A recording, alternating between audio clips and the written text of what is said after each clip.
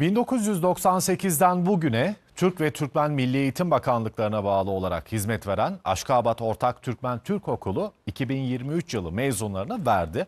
Okulun lise bölümünden ayrılarak yeni bir hayata adım atacak gençler mezuniyet coşkusunu doyasıya yaşadı.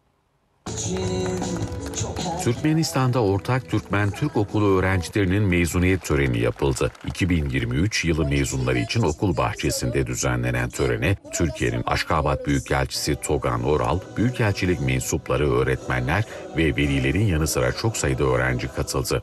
Aşkabat Büyükelçisi Togan Oral, 12 yıllık zorlu okul müfredatını başarıyla tamamlayan mezun öğrencileri tebrik etti. Öğrencilere birlik ve beraberlik tavsiyesinde bulundu. En yakın temas içinde olduğum insanlar benim ortaokul, lise arkadaşlarım. Birbirinizle bağınızı koparmamak için bir formül geliştirin. Bunu tesadüflere bırakmayın.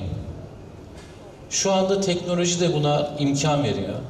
Muhakkak özellikle şu mezuniyetin de getirdiği heyecanla bence bunun adımlarını atın ve aranızdaki o bağı bir şekilde günlük olarak tesis edecek, bunu devam ettirebileceğiniz bir platform, bir şey oluşturun.